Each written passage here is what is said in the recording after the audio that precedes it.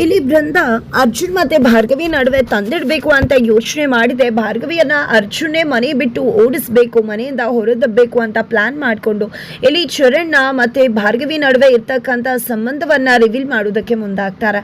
ಈ ಕಡೆ ನಿಮ್ಮ ಅಣ್ಣ ಎಕ್ಸ್ ಗರ್ಲ್ ಫ್ರೆಂಡ್ ನ ಮನಸ್ಸಲ್ಲಿ ಇಟ್ಕೊಂಡು ಈಗಲೂ ಕೂಡ ನನಗೆ ಹಿಂಸೆ ಮಾಡ್ತಿದ್ದಾರೆ ಅಂದಾಗ ಇಲ್ಲಿ ಅರ್ಜುನ್ ಹೋಗಿದ್ದೆ ಚರಣ್ ಅನ್ನ ಪ್ರಶ್ನೆ ಮಾಡೋಕೆ ಮುಂದಾಗ್ತಾರೆ. ಅಣ್ಣ ನೀನ್ ಮಾಡ್ತಿರೋದು ಸರಿ ಅಂತ ನಿನ್ಗೆ ಅನ್ನಿಸ್ತಿದೆ, ಯಾಕೆ ರೀತಿ ನಡ್ಕೋತಾ ಇದ್ಯಾ, ಮದುವೆ ಆಗಿದೆ ಈಗಲೂ ಕೂಡ ಆ ಹುಡುಗಿಯನ್ನ ಮನಸ್ಸಲ್ಲಿ ಇಟ್ಕೊಳ್ಳೋದು ಎಷ್ಟು ಸರಿ ಅಂತ ಪ್ರಶ್ನೆ ಮಾಡಿದಾಗ ನಿಮ್ಮ ಅದಕ್ಕೆ ಮಾತನ್ನ ಕಟ್ಕೊಂಡು ನಂಬ್ಕೊಂಡು ಬಂದಿದ್ಯಾ, ಅವಳು ಏನು ಅನ್ನೋದೇ ನಿನಗೆ ಗೊತ್ತಿಲ್ಲ, ಅವಳ ನಿಜ ಮುಖ ಗೊತ್ತಿದ್ಯಾ ನಿನಗೆ ಅಂತ ಹೇಳಿ ಚರಣ್ ಪ್ರಶ್ನೆ ಮಾಡ್ತಾರೆ.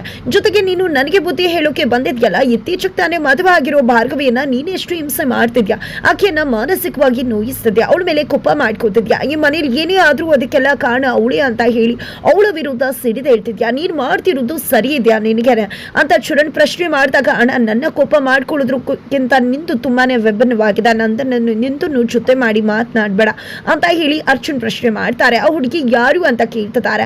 ಈ ಕಡೆ ಭಾರ್ಗವಿಗೆ ಭಯ ಶುರುವಾಗಿದೆ, ಈ ಕಡೆ ಬೃಂದಾಗಂತೂ ಇಬ್ಬರ ನಡುವೆ ಅಸಲಿ ಗಲಾಟೆ ಶುರುವಾಗತ್ತೆ ಅಂತ ಹೇಳಿ ಖುಷಿ ಪಡ್ತಿದ್ದಾಳೆ.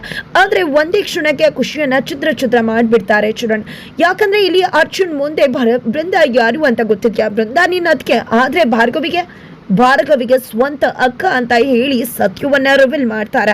ಈ ಸತ್ಯ ಗೊತ್ತಾಗ್ತಿದ್ದಾಗೆ ನಿಜಕ್ಕೂ ಅರ್ಜುನ್ ಸಿಡಿದು ಹೇಳ್ತಿದ್ದಾರೆ. ಹಾಗಿದ್ರೆ ನನ್ನ ಮತ್ತೆ ಭಾರ್ಗವಿ ಸಂಬಂಧವನ್ನ ಅವ್ರ ತಂದೆ ತಾಯಿ ಹತ್ರ ಹೇಳಿ ಇಷ್ಟೆಲ್ಲ ಆಗೋದಕ್ಕೆ ಕಾರಣ ಅವ್ರ ಅಕ್ಕ, ಹಾಗಿದ್ರೆ ಭಾರ್ಗವಿ ಅಕ್ಕ ಬೃಂದ ಅನ್ನೋದಾದ್ರೆ ಅದಕ್ಕೆ ನೀವೇನಾ ಇಷ್ಟೆಲ್ಲ ಮಾಡಿದ್ದು, ನನ್ನ ಮತ್ತೆ ಭಾರ್ಗವಿ ಸಂಬಂಧದ ಬಗ್ಗೆ ಅವ್ರ ಮನೆಯಲ್ಲಿ ಹೇಳಿದ್ದು ನೀವೇನಾ ಅಂತ ಹೇಳಿ ಬೃಂದಾನ ಪ್ರಶ್ನೆ ಮಾಡ್ತಾರೆ ಅರ್ಜುನ್. ಈ ಕಡೆ ಹೌದು ಅಂತ ಹೇಳ್ತಿರ್ತಕ್ಕಂಥ ಬೃಂದ ನಿಜಕ್ಕೂ ಕೂಡ ಅರ್ಜುನ್ ವಿಶ್ವಾಸವನ್ನ ಗಳಿಸ್ಕೊಳ್ಳೋದಕ್ಕೆ ಮಗದು ಪ್ರಯತ್ನ ಪಡ್ತಿದ್ದಾಳೆ. ಹಾಗಿದ್ರೆ ಮತ್ತೆ ಕೆಟ್ಟಾಗೆ ಬೀಳ್ತಾರ ಅರ್ಜುನ್, ಏನಾಗುತ್ತೆ ಅಂತ ಕಡೆ ಕೊನೆಗೂ ಸಂಧ್ಯಾ ಬದುಕಿದಾಳೆ ಅನ್ನೋ ಸತ್ಯ ರಿವೀಲ್ ಆಗತ್ತೆ. ಏನಾಗುತ್ತೆ ಮುಂದೆ